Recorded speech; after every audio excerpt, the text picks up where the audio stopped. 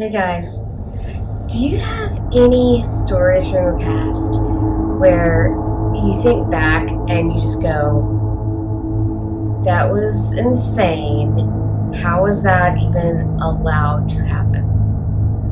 Well, I do, and I want to tell you that story today because it's kind of been on my mind this week. By the way, before I go into my story, I want to tell you I have been sick all week, and you can kind of tell it's still in my voice. I'm a little bit nasally. Like, a lot of my time this week has been spent in bed.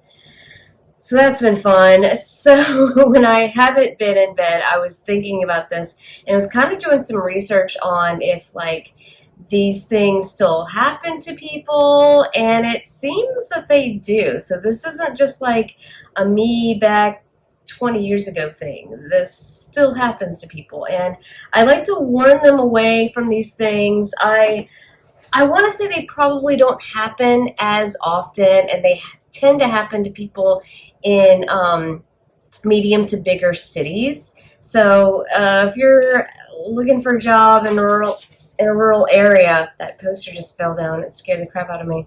I'm just gonna leave it. If you're in a rural area, you probably won't ever run into this. So, I was scammed by a fake marketing job ad. And the reason this happened is because back in 2002, I was a wee lad of only 19, and I guess I was, still learning about the world a little bit. I was on my own at that point. I was living with roommates, and I was working at a office job. And that office job let me go suddenly, and in the long run, it was fine. Like, they sucked anyway. But it was unexpected, and I basically needed money for rent. So I started job hunting again. So one of the first job ads I saw, and back then, okay, you have to kind of understand what life was like back then. Back in 2002, the internet was around, but I would classify the internet as more of it wasn't like the Google machine of today. It was more like a encyclopedia for more broad topics. If you were looking stuff up, you couldn't, if you were looking up a company, especially like a local company, that information was going to be a lot harder to find, if you could find it at all, is what I'm trying to say. A lot of people to people talk. There was no social media. There was like Usenet groups or forums, but there was no social media. You couldn't just pop on and go, hey, has anyone heard of this company? And people would go, no, stay away, it's a scam. And also, I'm still, like I said, I'm 19, and I don't have a cell phone either. So consider that in this whole story. Don't have a cell phone, there's no social media. The internet isn't what it would become even like a few years later. I was looking in the paper, which I was actually looking on the internet, but the only place I knew of to even look for jobs was the newspaper, but it was the newspaper on the internet. You can find ads just like you could in the newspaper, but it was on the internet. So I found the ad, and I remember it saying something like, no experience needed, marketing, something about a marketing job. And you have to consider that this is 20 years ago. I don't remember all the details, but it was something, it didn't say anything about selling. It was just like, hey, this is a marketing. It sounded like an office job, which is why I went for it. I did not want a sales job, and if it would have said sales, I would not have even gone for it at all. I went ahead and called the job, and I don't even know if I had a resume or anything. I think I just called them from the ad and was like, hey, I want to apply for this job. How do I do that? They said, oh, okay, to apply for the job, come in on this day and you'll talk to someone. I don't remember what they said. Like I said, details are, I remember like big details or some of the details that are smaller that stood out to me. So sorry if I'm not doing a great job of explaining, but they did say come in, and it was on a Friday. So I came in, and I remember being ushered into like a small room, and they made me watch a video. It was kind of awkward the way they kind of like made me go in this room. No one was talking to me. There was a receptionist in there, but she wasn't really saying much. No one was like saying like, hi Natalie. No one was being like overly friendly. It was just kind of a weird vibe, honestly. So I remember there was other people in the room, but we weren't talking to each other either. It was, like I said, all around a weird vibe. They were like, okay, we're gonna watch this video. And it was a 30-minute video, I think. 15, 30 minutes, I can't remember. So I'm watching this video, which the TV was like coming from the ceiling. So I'm watching this TV above like this.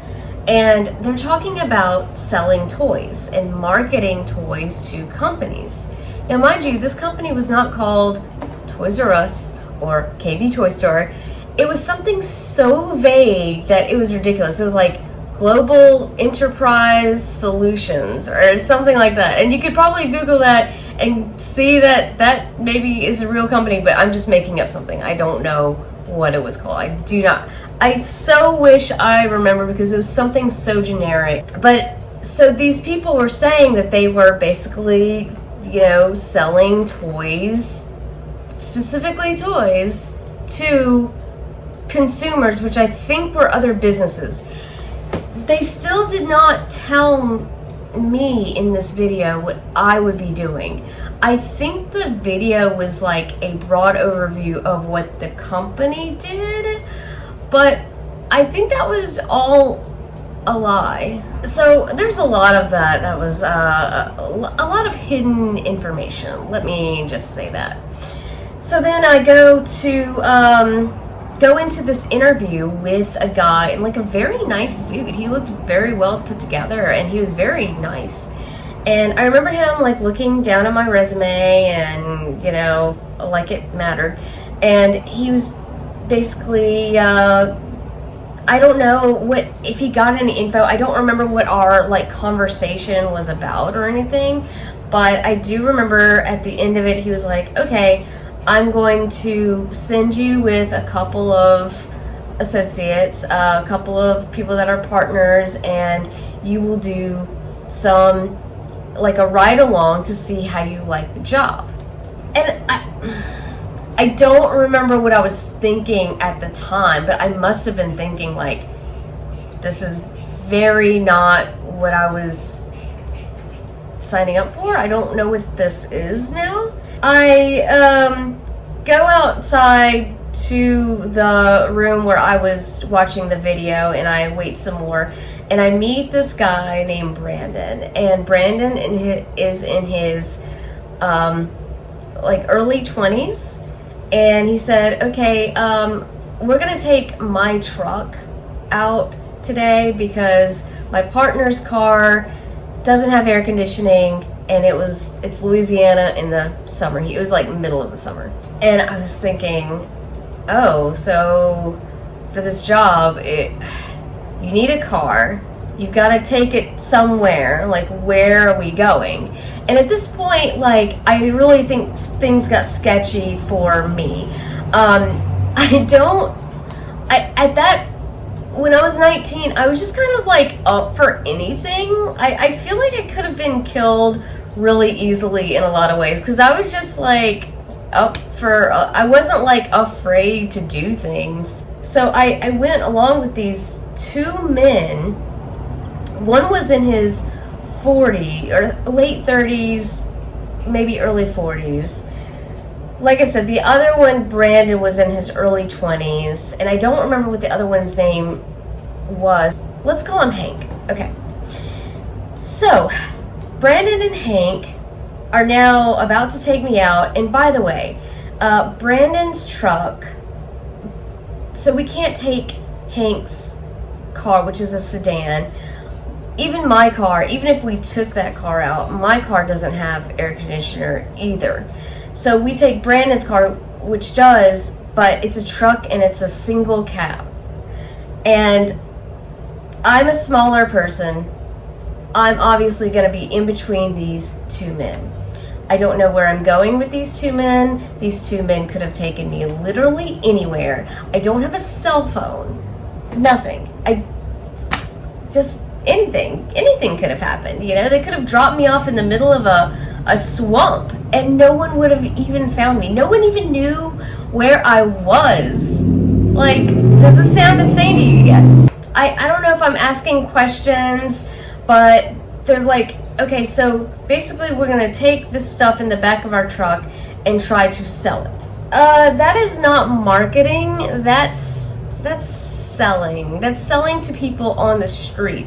So basically what the job was going out to businesses, finding people on the street, trying to sell them the item. And the items, the only two items I remember, which I really wish I remembered more items, but I just remember like a kid's book set and a back massager, like you would put in a chair and it would massage your back. How much money could you have made off of these items in a day selling it to people on the street? I still don't really understand what the whole thing is. At that point, we go to a laundromat and they start seeing people that they have maybe sold to in the past or come up to in the past and asked to sell. And like this lady was like, oh, hey guys, you know, didn't get paid today, can't buy anything. Like at a laundromat. And in a kind of like,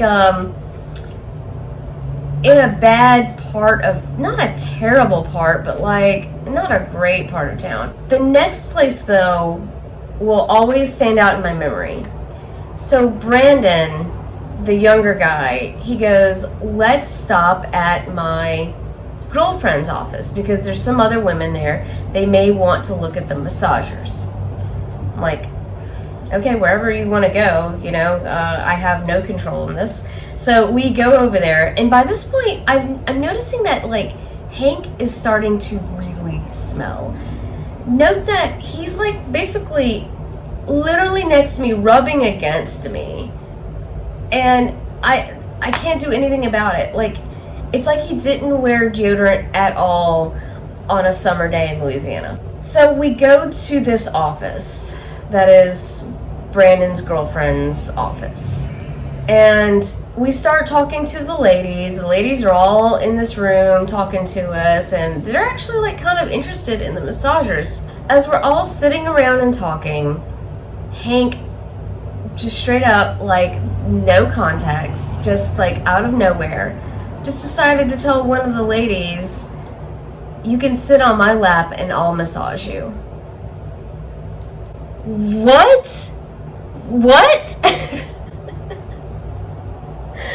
Why would you say that to a woman you don't even know, much less a woman you do know? What is happening? Okay, there is a part in here I did kind of skip over. So, earlier in the day, Brandon was telling me about Hank. He wasn't saying anything bad. He was just saying that he had just recently come over from Sweden and his wife was still in Sweden. And this whole time as we're traveling and in the truck, he's talking about how much better Sweden is compared to the US, about how much cleaner Sweden is and all that. I'm like, oh, that sounds so nice, you know? All of us were shocked after Hank had said this to the lady. And Brandon said later that every single one of us looked at him instead of Hank, because I think we were just all just shocked that someone would just say that out of the blue like that. Like, what? Once we got back in the truck and Brandon kind of, like his anger, you know, he got his anger under control, with me in the truck. I wish he kind of would have done this outside of the truck, but with me still there, he was like, Hank, don't say that to people. Don't ever do that to me again. Do not ever put me in a position where I am embarrassed for you. So that was that. After that, I don't remember going to any places, although I do remember this. I don't remember selling a single item to anyone. How did they make money? Did I just go on a bad day? Were they usually like, was it gangbusters? I don't know. But I don't remember selling anything at all. I'm not sure how they made their money. I do remember stopping by Brandon's house at some point and like him doing an errand or something. He was like, that's the nice part about this job. You can stop by the house if you need to, like, I guess. So the day was so long. I went in at 8. They had gone in at 7, I believe. And I believe their day lasted like 11 to 12 hours. I remember Brandon's girlfriend at the office was saying like, they were talking about me and how I'm a new trainee, and she was saying like, it's a long hours for this job. I'm like, at that point I didn't really feel it, but at the end of this whole day, I just felt miserable. And I was so tired. I do remember when I came in, when I sat with the interviewer guy, who I saw at the end of the day as well. I remember hearing like some gongs going off, like they were doing like this big like powwow in the morning. And I think that's like a thing that these people do. Like they get together and they like rally each other up to make a bunch of sales, and then they go out. So that's kind of a detail I missed. But on the way out, when they had finally taken me back, oh, by the way, Hank did buy some deodorant, thank God.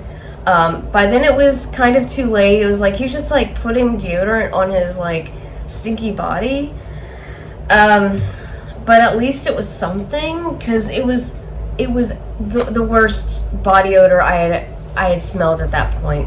And then to be in the single cab with him, it was just awful. At the end of this long day, I saw the guy in the nice suit again, the guy who had interviewed me in the morning, and he was like, okay, well, how was your day? And I don't know what I said. Maybe I said it was interesting. And he goes, was it something you'd like to do? And in my head, I still don't know like how to process what just happened to me.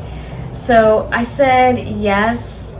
It goes, okay, well, great. We'll start you out at $300 a week. At that point, $300 a week was very, very good money. That was probably more money than I had made before at any of my previous jobs. So I was definitely willing to take it at that point. But there's still something in the back of my head. I just didn't know if I'd be able to be out all day selling things from the back of my car. Like that just seemed super sketchy, especially when I applied to a marketing job. Nothing added up in my head about this place. And I was thinking, I'm like, where is the $300 coming from? Is it coming from the stuff that I sell? Like that's maybe a question I should have asked, but I was just too shy. I didn't know what was going on. Like nothing was normal. And then I went home and I started thinking more and more about what just happened. And it's easier when you're away from the place and you really think about what just happened to you. But then you think about the money and you're thinking like, well, this could really help me out right now. So I was just on the fence all weekend. I remember at the end of that day, I just took a bath, and I never take baths. I just took a long bath and like thought about I was just mentally exhausted after that whole day. And I thought about how every day was going to be like that, probably. And about how my car, it doesn't even like run right sometimes, doesn't have air conditioner. Is that something I'm even going to be able to do? So I start going through scenarios in my head about like how crazy this is. So I call my dad. And I'm like, hey, I ran him through the whole thing. I was like, I just went through this like crazy thing with a job interview, which I thought was a real job interview, but now I think they're just like hiring people for this sales on the street job. And after he listened to everything I said, he was like, this sounds really sketchy. I really would not do this. I would get almost anything compared to this. Like, this sounds like a scam, honestly. I was like, yeah. And it just took someone to say it to get me on the side of the fence where, like, I knew what my gut was saying, but I just needed someone else to, like, help me get there. But yeah, so I just didn't show up on that Monday when they asked me to come in, but nobody called me. Nobody said, hey, we hired you on Friday. Will you be here today? Or, are you okay? Nothing. So I ghosted them. It's like they didn't even care. It's like they're used to people ghosting them. It's like they send people out on this like training thing with other people, and they don't expect them to come back, or they only expect a few out of so many to even come back in the first place. So I don't think I'm one of the only ones to ghost them. So I hope you enjoyed this whole story. I really wanted to get it out there. Oh my God. Let me know if you have ever been scammed by a job in particular. Have you ever like signed up for an MLM not knowing it was an MLM, or something more similar to this? I am just so glad that I did not keep going with this job, because some of the people that have actually signed up for the job and started doing the job, I mean, they have gotten into some really psychotic experiences where people that they were working with were just insane. And I'm so glad I didn't experience it to that point. I mean, I just got into an unfortunate situation where I went in on that first day and I was like, surprise Pikachu face, because like nothing is how it's supposed to be. It wasn't a marketing job. So that's it. Anyway, thanks for listening to my story, or even part of my story. I really appreciate it. Thanks.